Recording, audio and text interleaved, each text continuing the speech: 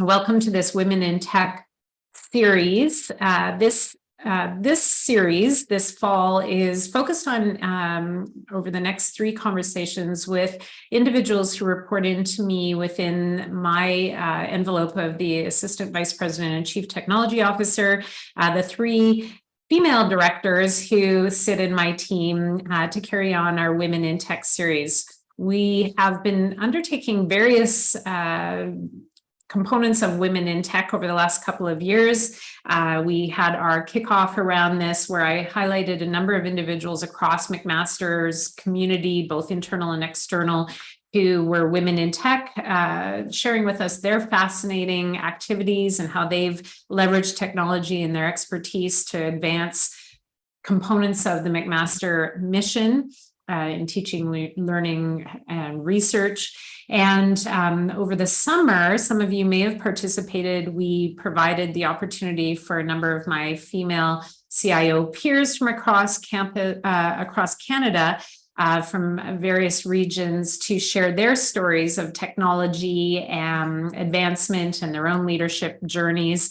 And it was a wonderful and fun-filled 5 different presentations, which are now available for everybody to watch in recording. And so as we were going through that, I thought, it'd be really wonderful to bring it a little closer to home again and ask some of our female leaders here at McMaster University to take on an opportunity to share their stories through Women in Tech as well. And so that's what we're doing this fall semester. And of course, I'm really thrilled that I get the opportunity to be the facilitator and the interviewer and ask lots of questions. And I'm also extremely fortunate that I have individuals in my circles who are very willing to be courageous and come forward and participate and answer those questions and tell their stories. So today, I'm very pleased to introduce Andrea Oliver, our Director of Enterprise Applications here at McMaster University, working within the University Technology Services area and under my team, who I refer to often as the CTO executive, one of 4 directors that reports into me within UTS. So Andrea, thank you. Thanks. We've skated through technology challenges already, which is really our empathetic way of recognizing everybody deals with some of those things when we're all in our home, and both you and I are at home today. So I want to thank you. I'm wondering if you would introduce yourself, please, and share a little bit about you and your role at the institution in your own words, and maybe just a little personal anecdote of something that will help us to get to know you better. But I can guarantee everybody that you're going to get a really wonderful view into who Andrea is as an individual in this conversation today. So welcome to you, Andrea.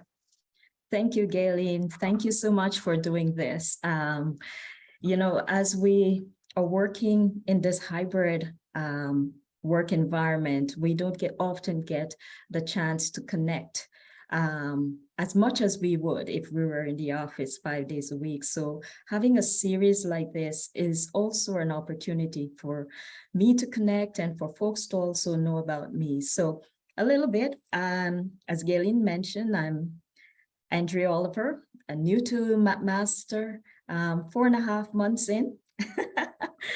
Started in May. So my background is really in technology. I have an undergraduate degree in computer science, originally from Jamaica. Immigrated to Canada back in the 90s, late 90s. And I've adopted Canada to be, my second home, really. I do from time to time try to get back to Jamaica to soak in the weather and reconnect with the culture. But so prior to coming to McMaster, I've spent most of my career really in public sector.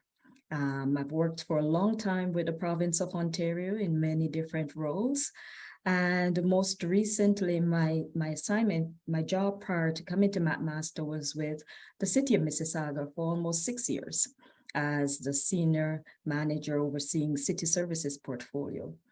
For me, really, technology, the portion of technology or IT that I like is really on the application side of it. So for the longest while, for half of my career, I was an application developer, a programmer, and then worked my way through many roles to where I'm at right now as the director of enterprise applications and data systems. So enterprise applications, my team, there oversees the ERP system for the university, which is based on PeopleSoft.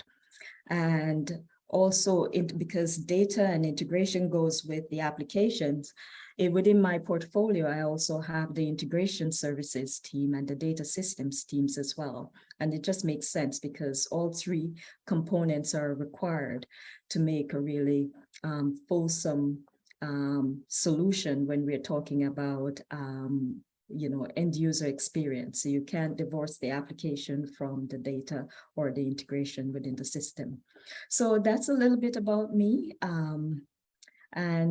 Yes, as we talk more, I'm pretty sure that there will be more that we'll chat about and people get to know me more.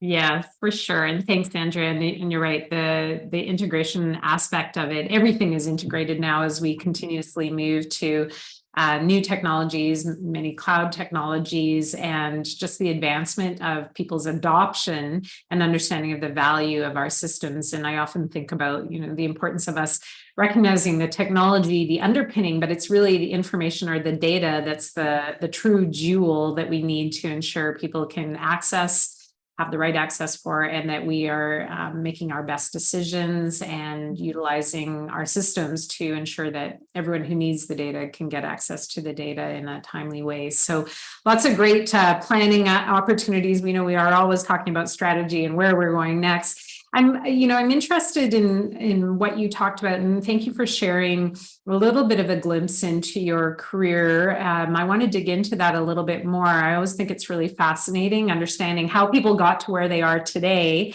And you have a really fascinating story. And I first wanted to just touch on your career trajectory. You've moved from public sector, you indicated that, into higher education. And I always find it fascinating because we, internally, we always think we are quite different than other organizations or other sectors, but you have come from another area in public sector, of course, working for either the province or the city. And while public sector, I think a lot of people outside of the public sector think we're all the same. There are a lot of differences there. So do you want to talk a little bit about what it was about the position at McMaster and how your past maybe helped you think about taking up this opportunity at McMaster, if you wouldn't mind? So you're right to say that people outside of a particular industry all believes that it's all the same. In public sector, when you think about technologies like at the province, one of the projects that I led, because it was such a large project, it actually needed two project managers, and I was one of the second was the upgrade for the province financial data system. There's an ERP based on Oracle. And that in itself was a really complex project. It took over 3 years. And moving from the province to Mississauga, Mississauga also has an ERP system for the property tax management solution that's actually licensed out to 8 other municipalities based on Oracle.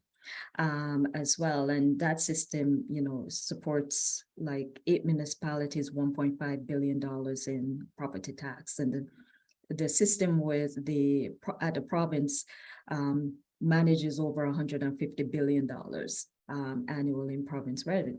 So from a technology perspective, as I was looking at the job description and heard about your ERP system, I said, oh, okay, I understand from a similarity in technology that I'm quite adept, and I understand the Oracle platforms and the contracts and the relationships and things like that. So on that part of it, that works for me.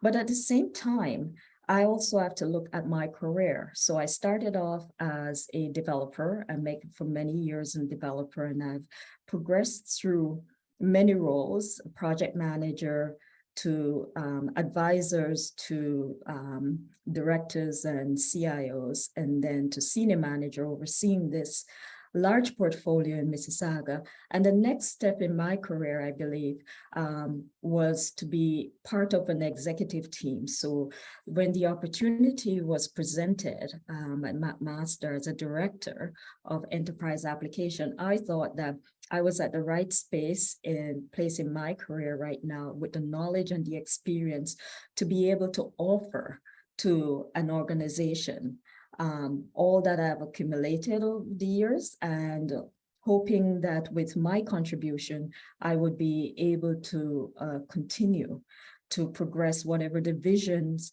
and goals are for the institution. So I thought that it was a natural progression from starting from at the very bottom to being part of an executive team that looks after technology for the organization. Well, we're very fortunate to have you, and it was wonderful when you became part of our recruitment strategy, and we recognize that you have this really in-depth background, and there are some things about public sector that transfer very well, but I'm curious if you can tell us, we always love to hear what's different about higher education coming from the outside. What have you already discovered about higher ed and working in higher ed that maybe you didn't know? Always interested to hear what people's perspectives are. I say what I've come to realize is that collegiality is not just a word in the dictionary. You really have to live and breathe the relationships at the university. Everything is so distributed, and I'm learning about how decisions are even made at the institution, the relationship between the Senate and the academics and the governance and the support, and the importance of certain areas, for example, like research, goes beyond just even developing deliverables, outcomes, but it also impacts the university's ability to source funding and how that drives the strategies that we in IT need to think about, and not just on the technology strategy, but the way that we're providing services to these areas. So coming into the university, I didn't quite understand that. And I'm really getting a sense now of why things operate the way they do. Coming into this, so why can't we all just have a central IT and we control, and then, but it would not work because that's not the business model. And we have to find ways of aligning ourselves with that. At the province and at the city, it's more of a centralized approach where IT then provides services. We do interact with the business areas, but it's more driven, the business case and the funding, the capital, the operating dollars to support is more driven centrally. I mean, there are nuances to that, but at the university, the way that funding is provided and requisitioned and, the services and the systems are delivered are much more distributed. And then we have to find ways to make sure that we are progressing and advancing as well.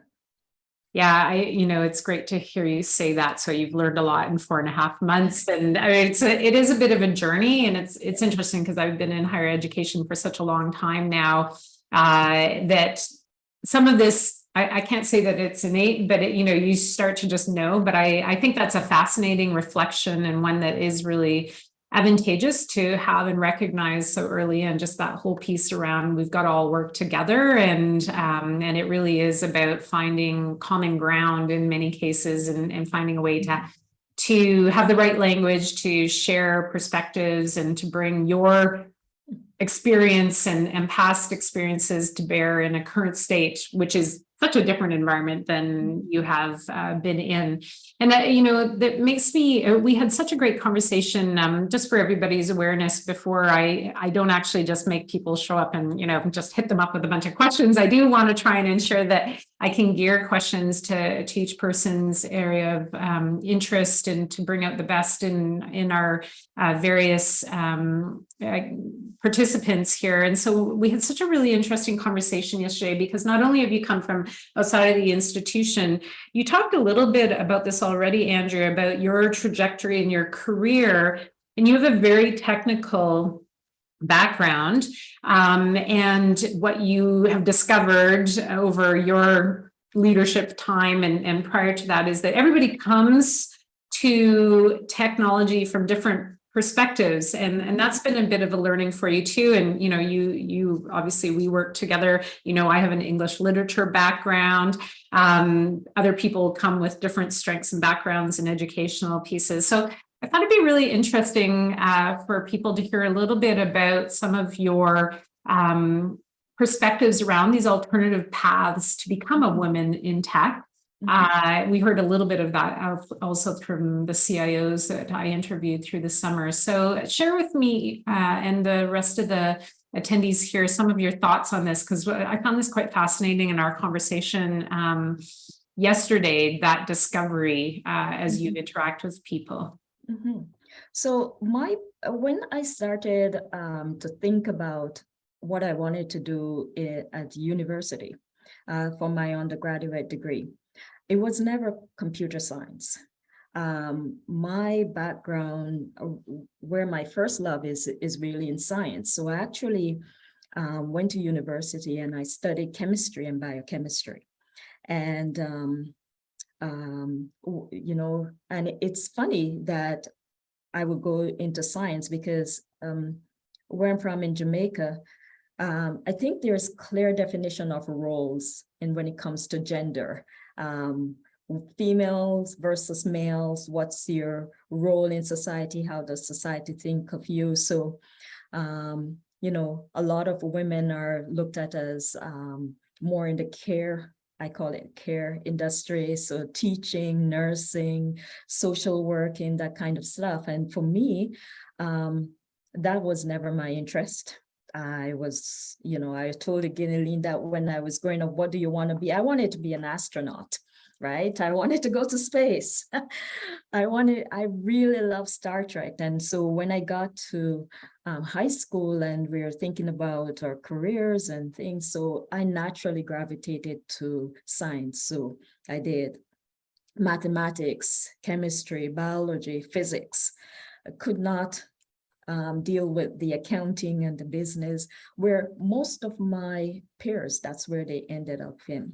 So as I got to university, I'm still on the chemistry path. And as I mentioned to you, I was just really looking for an easy course to fill the coursework. Chemistry was already taxing on the brain. So luckily, there was an opportunity to sign up for computer science. And I found it quite easy. Like it wasn't too taxing. It was a fun course. And at the end of my university career, when I graduated, I sent 2 resumes, one to the labs and the bauxite company in Jamaica and pharmaceutical company, and the other to business kind of focus companies on the computer side of it. And I was hired as a programmer at a bank in Jamaica. And I also had the opportunity to even start teaching through the continuing education courses at the university, computer science. And then, long story short, I got to Canada and I continued the computer science, the programming for half my years here. And coming back to, so my journey has always been in technology and science-based, but as I'm talking to my colleagues and my friends and my peers about how did they land in computer science, in IT? And I would say that maybe 60 to 75% of the folks that I speak with did not have such a linear kind of path as I have. They came at it from many different angles. I had a friend who she started out as a geologist in the Arctic, and eventually got somehow into IT, and then she did program management and later on to become senior management in architect and stuff. I have other folks that seem to come through it through a customer service relationship with IT. So they start out in the end user support and then eventually work their way through. All quite legitimate paths to come, but what I found is that what they keep telling me, most of the ladies that I've spoken to that have gone through different paths, as they progress in their careers and they get further up in the organization, their confidence is not as high as if they had come through the path like I did. And often as you progress more in the organization, you find that there's less women at the table. So that intimidation factor is there. And oftentimes it becomes a barrier. They think, that's what they're telling me, it becomes a barrier for them to even be considered for promotions to other areas, but just because of the perception that you either don't have the confidence to move further or you don't have the technical knowledge to move further on. So that is a little nuance. That's not my experience. I am quite comfortable with the technology side of it, but this is also what I hear from others as well. Yeah, and the reason I really appreciate that. So thank you for sharing. And one of the reasons I thought it was really worthwhile talking about that is, a lot of what we know as we move into leadership positions, people are looking to us to mentor them and to provide feedback or direction or support or ideas for where their careers can go. And I agree. I think there's a really interesting thing that happens when people have more of a technology background and they're in a world where people think that everything they do is about technology. And what we do know is it's a critical component. We need to ensure that we've got technologists in our midst, and it also has to always interface with the individuals that we're serving and who will use the systems as well. So all of those pieces are really important. And having those different backgrounds, I think, adds diversity. We talk about diversity a lot, but it adds diversity of thinking and perspectives and understanding for how we make our services and our systems work really well for everybody. And I do think, for yourself, you've got that strong technical background, and even in what you shared when you joined the institution, really learning, it's more than technology that allows you to achieve your successes, Andrea. We talked a little bit about educational background as well. You have an MBA. So I'm wondering, from that, how have you leaned into the non-technical skills and competencies you have and some of those educational experiences to help you succeed? Yes, so one of the things I learned very early in my career is that knowledge of technology will only take you that far in your career. It's, some people, it works for them. They just want to focus on the technology part of it. But I found out that as you progress in your career, you really have to look at technology as a tool to enable a business or an organization to achieve their vision and their goals. And once you understand the relationship between technology and the organization, then you also have to understand the decision makers. What are they looking for from you that would help them to make an informed decision about where you need to go? So very early on in my career, I decided to pursue an MBA because I needed to understand the business portion of it and complement that with the technology so that I can advance and contribute where it is. So for me, an MBA, and the question has been asked a couple of times, is was it worth it? Right? Do I really need an MBA to actually supplement what I have? And I mean, folks have to make their own decision, but in my opinion, yes, it's definitely worth it, because the MBA gives you a different perspective of the organization. So you have fundamental courses around finance, financial management. You can't have an organization without understanding your budget and your forecast and where you need to do strategic planning as well. What's the environment in which this organization operates, and what are the pressures, the external pressures, the internal pressures? How are you going to design your organization in order to advance your vision and your goal? And marketing and communication, you always have to be telling and selling and providing that support to the business. And so when you sit at the table with senior leaders within the organization, they don't just want to hear about, here are my 5 requirements, and I'm going to give you a system that enables you to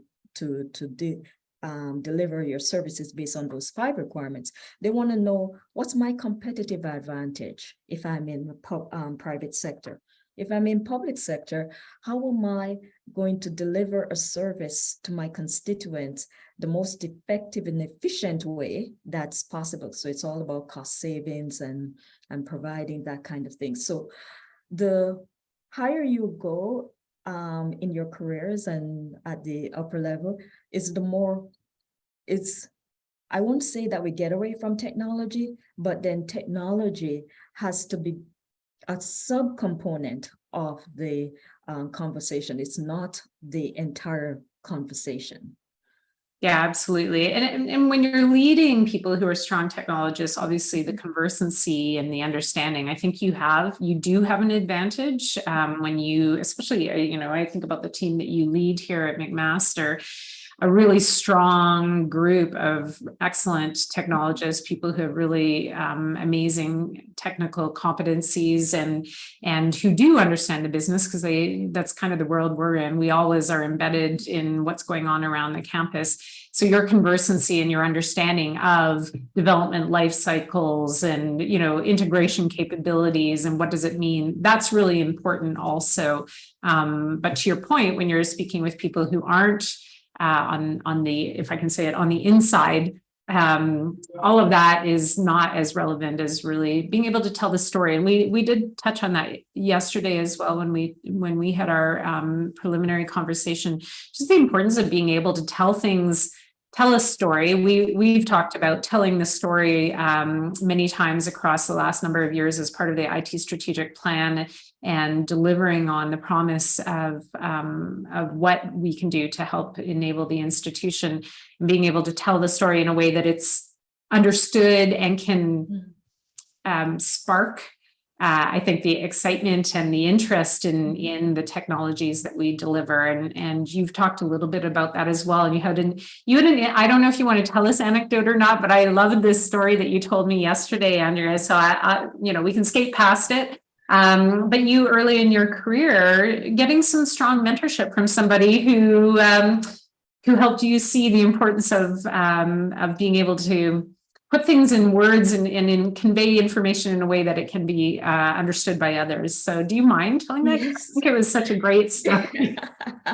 Yes. So I think it was the time that I mentioned was just after completing my MBA. So I think I did my MBA early 2000, and leading up to that, I worked with the province. I had my own IT company and I was doing a lot of development. So all my projects were successful.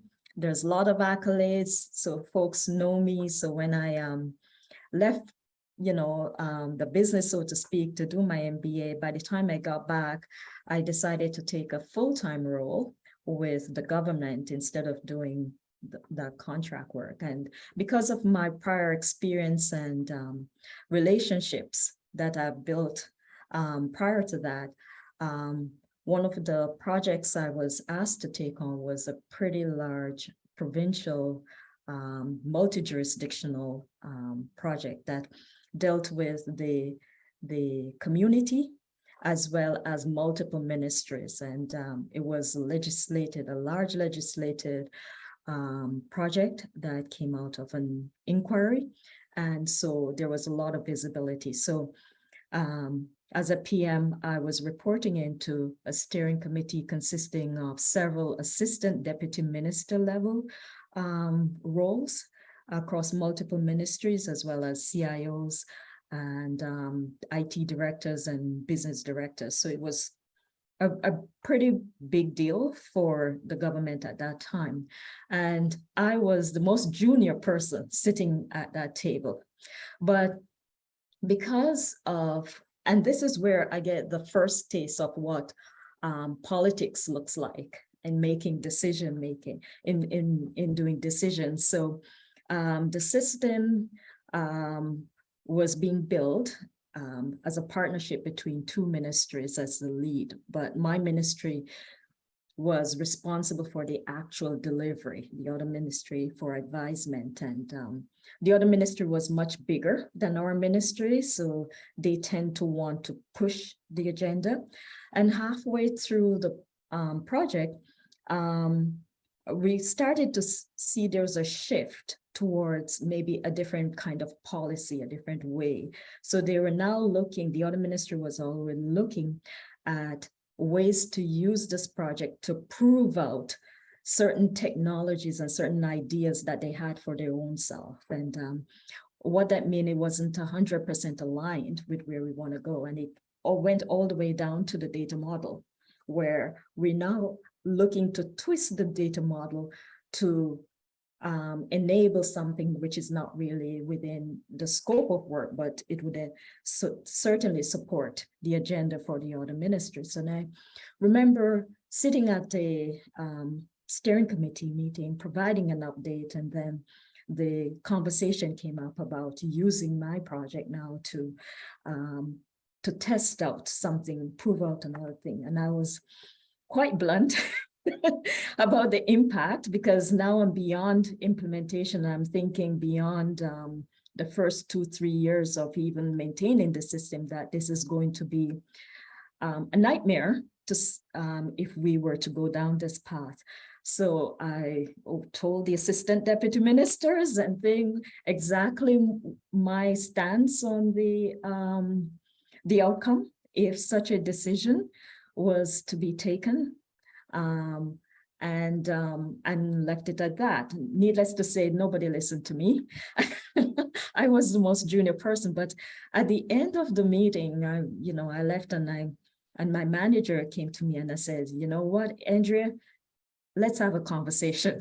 That is not necessarily a good thing when your manager say that.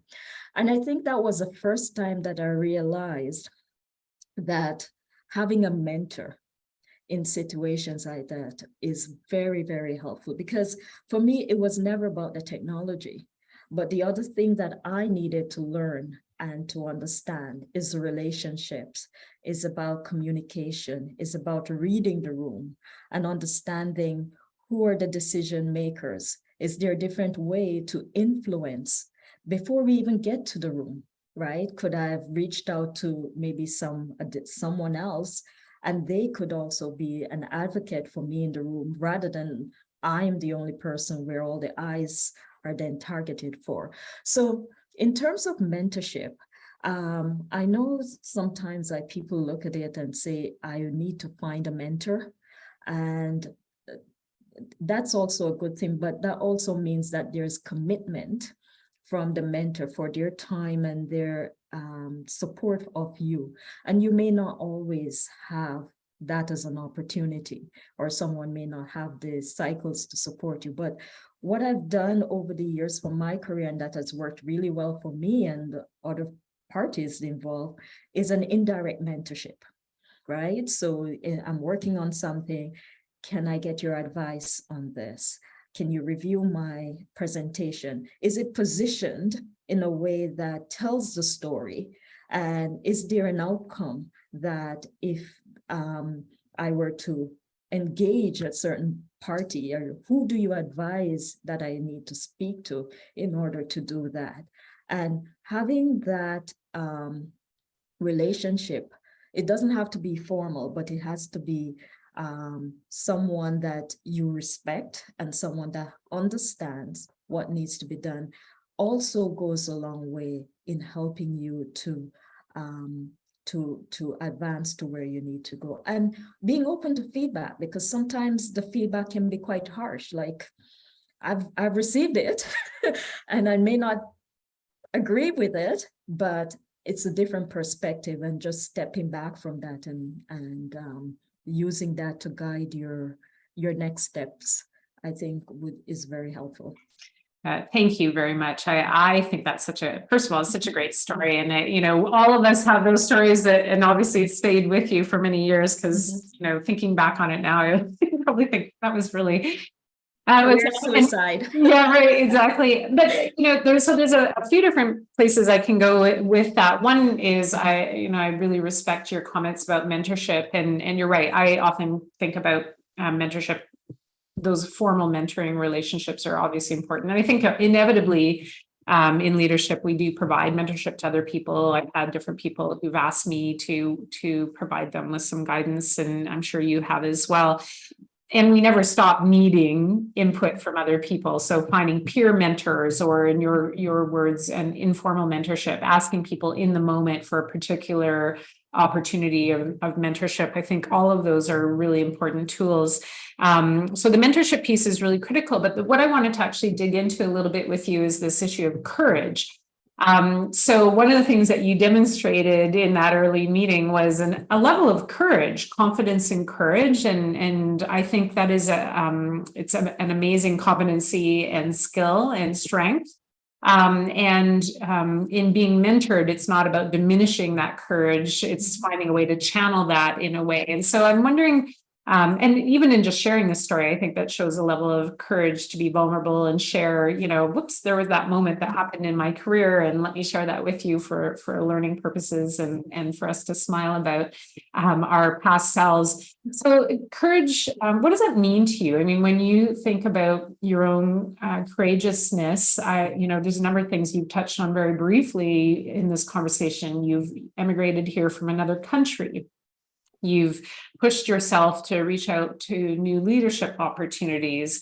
You've spoken truth to power in situations as well. So I'm wondering if you would lean in a little bit to that whole courage piece and talk a little bit about what that means to you in your life and how you are channeling that in your career, please.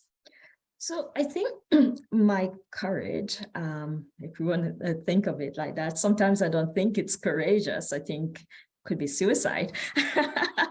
But I think that comes from, I would say, my environment as I grew up in Jamaica. Like my mom, she was an elementary, these meetings keep popping up. My mom was a teacher, an elementary school teacher, and my father was a fireman. And amongst them, like of my brothers and my sister back then, was around the sky is the limit. There is absolutely no blocker in your path other than what you think the blocker is. So as I mentioned, like in my society back home, girls tend to be shoved off into the caring world, and the boys into the more the technical view. And it was never that a girl could able to do this. But what this has done for me over the years, there's a level, and I think courage comes from your ability to be resilient about certain situations, and understand that with each of these challenges, every time you overcome a challenge, you become a little bit more resilient.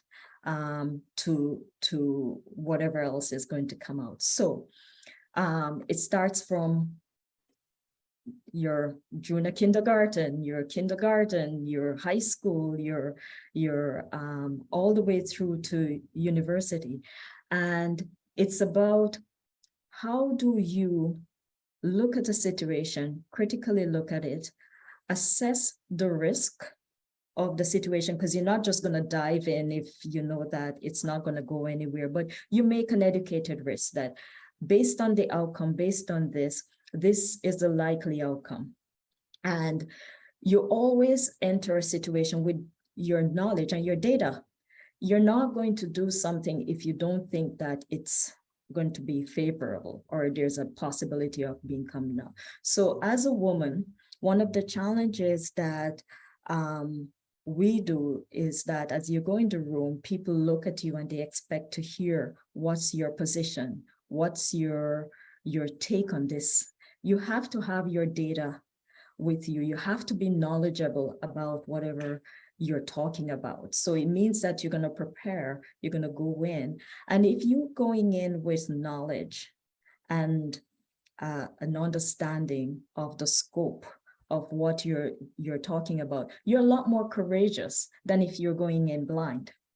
And at the end of it, if the decision is not in your favor, then you said, okay, fine, it's not in my favor. And wasn't in my favor because of whatever else. Maybe I didn't consider something else and it came out of left field. Maybe it just wasn't the right thing to do. But at least you're going in with an educated answer based on data, based on your research, based on your preparation. And that helps bring, for me, the courage to be able to tackle these different situations. So, and I like what you just said, building courage. So it doesn't have to be something that you're born with necessarily. Although you've also talked a little bit about our environment and how that helps support us. So how your parents provided you with, if I can say it in a sense, that support or safety net to say it doesn't matter, go and try and do things. And I think that that's an encouraging start in life that helps you to see opportunity or at least reach and push yourself out of your comfort zone as well. And I'm wondering for you in the environments that you've been in and the peers that you've interacted with, how do you help other people to find and build that courage? I've understood what you've said just in terms of, tips on how you would suggest people support themselves in entering into situations. But you've also, you have yourself and of other people who've really had to go into, and I'm going to project this on you, this isn't anything that you suggested to me, but really challenging situations. You moved to a different country, you spoke a different language, you entered into an environment where maybe you didn't look like everybody else in the room as well. So what kind of courage building can you offer us for somebody who might be in your situation with even just one of those, but all three of those are really challenging situations for people as well? So one of the activities that I started at Mississauga before I came here was a Mississauga Women in IT. And I started this based on conversation with my CIOs, but at the same time, I was in a lot of the decision making and the hiring and the promotion kind of meetings. And I noticed on more than one occasions where we're looking at candidates to actually move to a different level. And I kept hearing the same thing. Oh, that person, usually a woman, does not have a presence, can't tell the story, is not confident.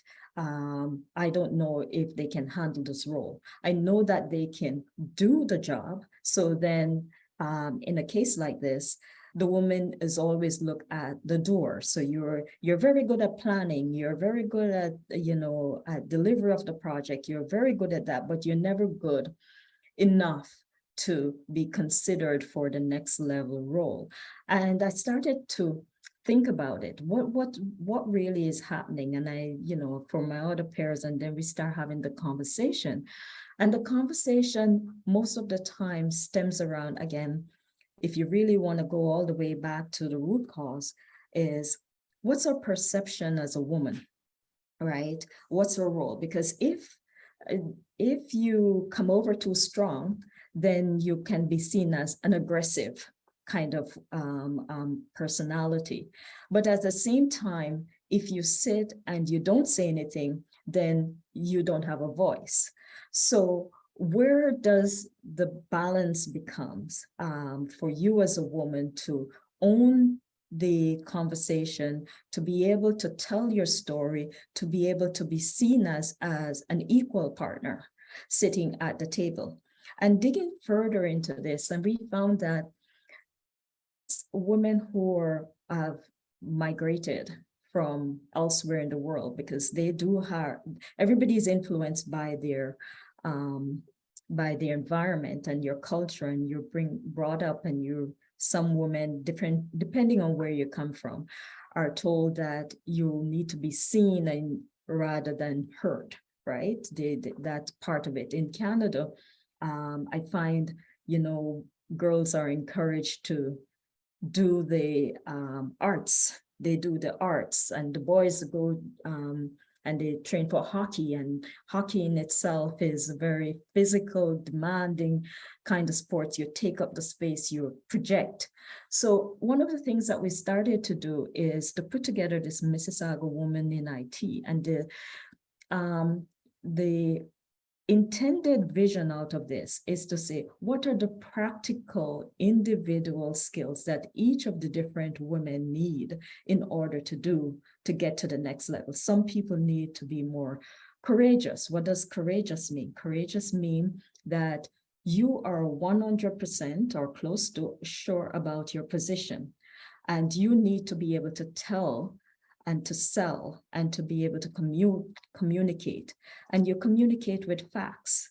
And so that is the starting point for us to get our message and to be courageous. As you move further along, you find you need to not only use your skills about your knowledge about in that situation, but you also need to be able to build relationships, right? So you need to get out of your comfort zone. You need to find ways to connect with the other party that's not even related to work. So if somebody else is into golf, maybe you would watch golf or you would become interested. So there's some kind of connection. And once you make that connection, then you have the data that you're bringing, the real data that both together, I think, will ensure that you're being able to be seen as part of the group, right? Because there's a whole relationship part of it. And once you're able to master that, I think we're still on a journey, but to strive towards that, I think it will go a lot better. Thank you. Excellent. And I'm glad that you were able to share your involvement in that Mississauga Women in IT program as well. So you've been obviously very involved in providing leadership and mentorship to other women. I want to recognize that somebody did share a question. So thank you to the attendee who shared this question. And it's taking us back down maybe more on the technical piece or not. Let's see how you answer this. But here's the question from this individual who said that it's great to have you, Andrea, and great to work with you. Thank you. That's really nice. And I'm wondering if you can share your thoughts around why digital transformation is challenging, not only in higher education, but in other sectors too. What are the barriers? So I don't know what your thoughts are about that, Andrea, but give it a shot. So the journey for digital transformation, I think, you see, with IT, things are always changing, but the business have been using technology for a while now, right? So we started in the 90s when, IT really took off. And what has happened, what I found in most business is that we have invested capital dollars and operating dollars to implement these systems.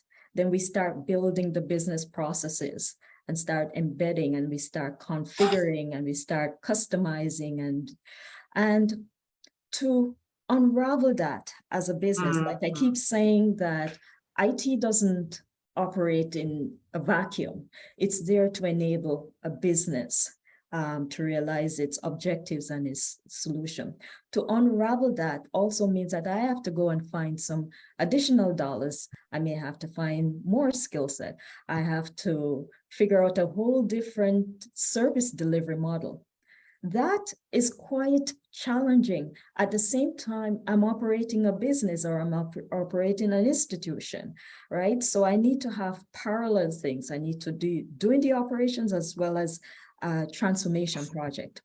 And most times I find that unless there's something really coming from left field that's propelling you to say, stop what you're doing and look, people will say, let me upgrade, let me patch, let me see how much we can leverage out of this. And then transformation just takes longer and longer. And so that's why you will go and you'll find in certain cases, legacy systems, that's like 20-year, 30-year-old legacy systems that right at the skin, you're barely stitching them together, but we're still gonna hang on because just thinking about moving to the next level is really, really challenging.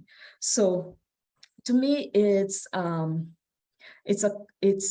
looking at the environment as, again, as I say, when we're making decisions as IT leaders, it's not just about moving to cloud or, implementing AI feature or ML features or stuff like that. We look at it in the context of everything. And that helps us make decision when is the right time to start a digital transformation, because it's going to take some effort. Yeah, absolutely. And change, right? We know people are resistant to that for all sorts of good reasons, productivity and so on and so forth. Thank you for that. And thanks for the question to the attendee who shared that. So we've only got a couple of minutes left. I know we got started a little bit late. I do want to take an opportunity. First of all, one of the things that I loved learning about you when we had our conversation and today as well is that you wanted to be an astronaut when you were a kid. And so, some of those childhood yearnings stay with us. So I'm wondering if you have found different ways to feel like you're tapping into that childhood desire. Do you still watch Star Trek? Do you stay up late and watch NASA launches? Like, what is it about the astronaut world that still keeps you on your toes? So I'm a huge fan of Elon Musk. Well, okay. That might be controversial. So until we went to the Twitter route. Yeah, take that away with you, and you can talk to Andrew about that one later. But anyway, interrupt you. Keep going. Elon Musk, yeah.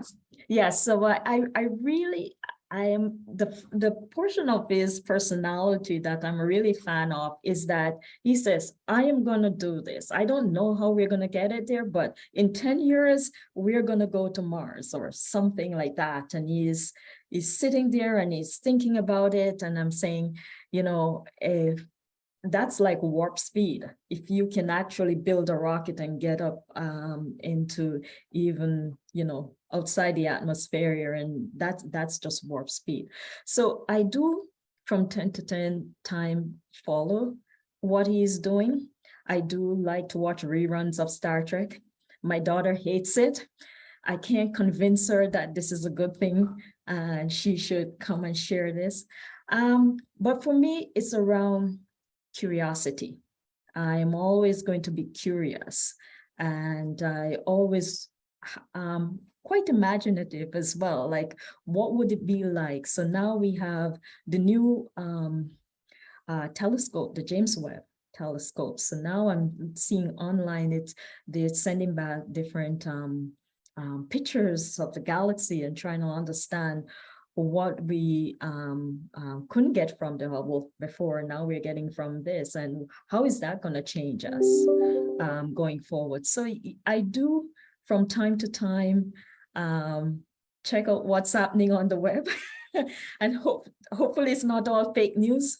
But I do try to keep up with my space exploration sitting from my couch. The one thing to note is that I will likely never go to space because I'm afraid of heights. Ah, So looking back at the Earth, it's not going to do, but in my mind, I can see myself traveling out there somewhere in outer space. Yes. yeah, well, it's an interesting thing because I don't know if when you're in a space capsule or whatever, I don't know if there is that same sort of sense of being in a height. I think it's just but anyway, I don't know the answer to that, and I think we'd have to ask William Shatner, who's probably the closest thing to a common being that's been up into space so far that, I'm sure he'd be happy to share that. I love that. And I think it's a great place to stop because it's an opportunity when you talk about something like that you love and you still have a real yen for that people will, be able to pick up and use that as an icebreaker conversation point with you, Andrea, and when they meet with you one-on-one. So I'm guaranteeing you're going to get questions about being an astronaut. I want to say a very deep thank you and share my gratitude with you, Andrea, for this really invigorating conversation. It's been amazing for me, who works with you quite frequently. I've learned an awful lot about you, and I really appreciate everything that you've shared with us. You've been very open and courageous and vulnerable in sharing your career trajectory and some of your thinking around the various things that we all engage in on a day-to-day basis. So thank you so much. Thanks to everybody who participated today as well. This is a recording that will hopefully we'll be able to make available to all of you. I encourage everyone to reach out to Andrea and start your own conversations. And Andrea, obviously, this is a great opportunity for you to have shared more about yourself. So thank you, because it does take courage to be able to sit and have people ask questions of you and to speak openly about that. So great job to you. Thank you so much. Thank you. Thank you, Gayleen. Thank you for the opportunity.